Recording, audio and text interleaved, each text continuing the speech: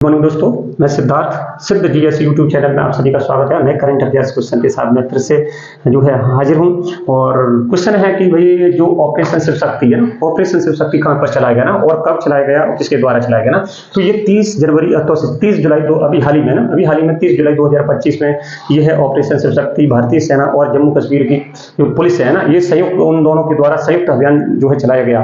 ठीक है, पूंछ जिले के देगवार और मांडलीवलम सेक्टर में कुछ घुसपैठिए आतंकवादियों की सटीक जानकारी जो है प्राप्त हुई और प्राप्त होते ही यह भारतीय सेना और जम्मू कश्मीर की पुलिस के द्वारा यह शिव अभियान यह जो है ऑपरेशन शिव शक्ति चलाया गया।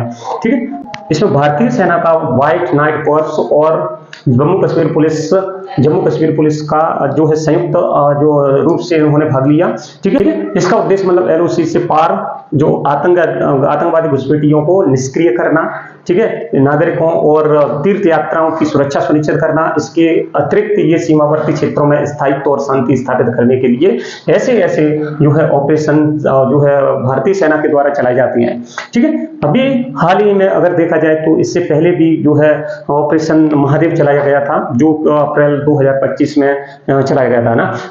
मतलब पहलगाम में जो 22 अप्रैल 2025 को जो पहलगाम में आतंकवादी घटना हुई थी और उसके एवज में अप्रैल 2025 में वो है ऑपरेशन महादेव चलाया गया और इसमें पहलगाम से संबंधित 3 आतंकवादियों को जो है उस समय मार गिराया। इसके अतिरिक्त अगर देखें तो वर्ष 2023 में अक्टूबर वर्ष 2023 में ऑपरेशन मेघदूत जो है भारतीय सेना के द्वारा चलाया गया ना। तो इस प्रकार को कह सकते हैं कि समय समय पर भारतीय सेना के द्वारा जो है इस क्षेत्र में ना, जम्मू कश्मीर क्षेत्र में आतंकवादियों की घुसपैठ को निष्क्रिय करने के लिए जो है अभियान चलाए जाते हैं।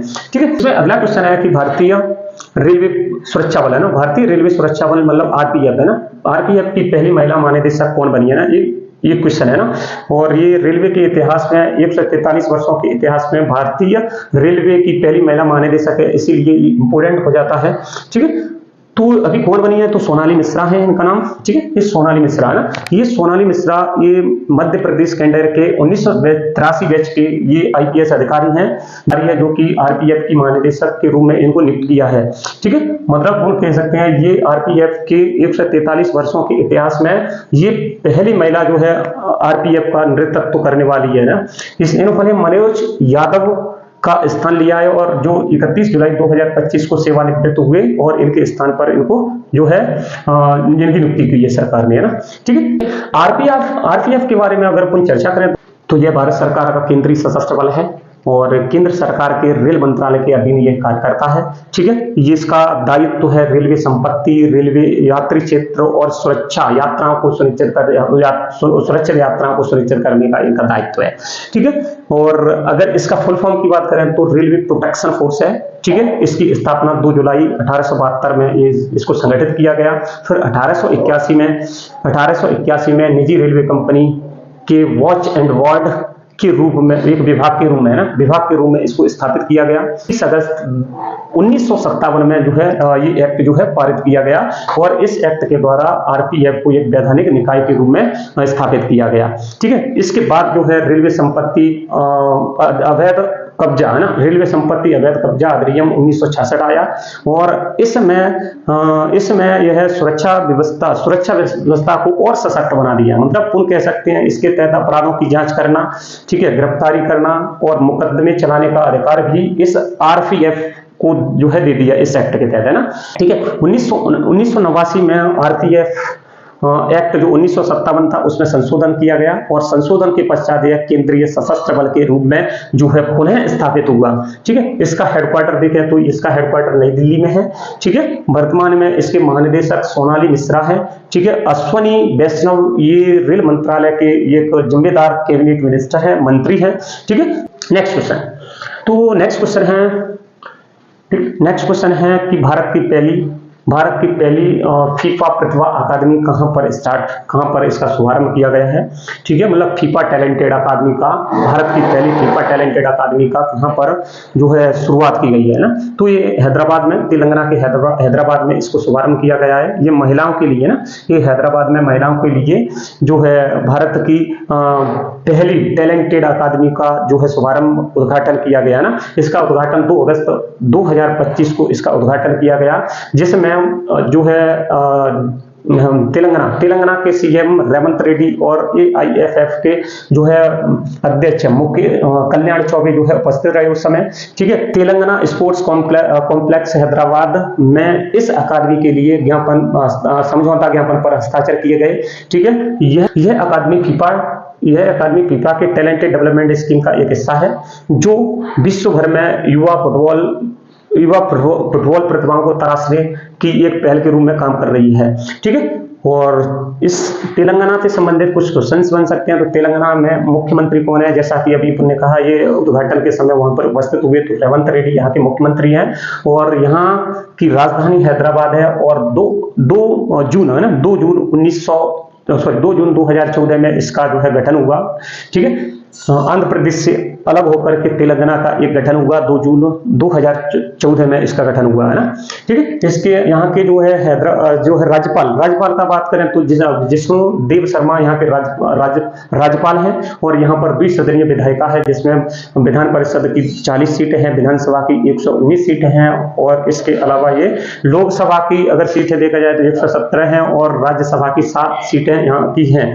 ठीक है, और तेलंगाना में इसका हाईकोर्ट पड़ता है। तो ये कुछ नॉर्मल क्वेश्चन है जो सबको याद होना चाहिए ना, आने वाले पेपरों में आ सकते हैं कहीं से भी। ठीक है, इसके अलावा हमने देखा कि भाई इसमें जो है फीफा है ना, फीफा से संबंधित है ना, फीफा एक शब्द आया तो फीफा से संबंधित, तो फीफा क्या एक संस्था है, और इस संस्था का नाम इसमें आया, फीफा ने जो स्कीम चलाई है टैलेंटेड डेवलपमेंट स्कीम्स है ना, तो इसलिए अपन फीफा के बारे में भी दो लाइन में चर्चा कर लेते हैं। जैसे फीफा का FIFA है ना, federation international D football association है ना, इसकी स्थापना मतलब ये जो निकाय है ना, अंतरराष्ट्रीय स्तर पर फुटबॉल का एक शासी निकाय है, इसकी स्थापना 21 मई 1904 में हुई थी।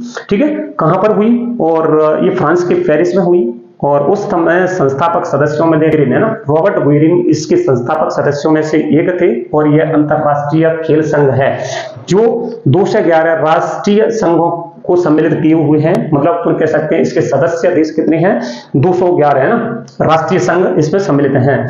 ठीक है, इसके वर्तमान अध्यक्ष देखें तो गियानी इन्फेंटिनो इसके वर्तमान अध्यक्ष हैं। ठीक है, और ये क्या कराती है, फीफा विश्व कप का आयोजन कराती है, और वर्ष 1930 से फीफा विश्व कप का आयोजन करा रही है। और पहला जो है फीफा विश्व कप हुआ उरुग्वे है ना, उरुग्वे ने ही विजेता रहा, उरुग्वे ने ही इसको जीता। और जो ट्रॉफी है फीफा वर्ल्ड कप ट्रॉफी है ना, ये 1970 से स्टार्ट हुई। ठीक है, 1970 से स्टार्ट हुई है ना, और वर्ष 2022 में अभी हाल ही में वर्ष 2022 में फीफा वर्ल्ड कप हुआ, कतर में हुआ, जैसा कि तुमने पढ़ा होगा। ठीक है, और इसमें जो है अर्जेंटीना ने फ्रांस को हराया। ठीक है, 32 टीमें इसमें जो है सम्मिलित थी। ठीक है, इसके अलावा अगर देखें तो अपन इसमें कहें तो 5 अरब लोग जो है 5 अरब लोगों की भागीदारी थी। ये मतलब ये एक रिकॉर्ड है ना कतर में।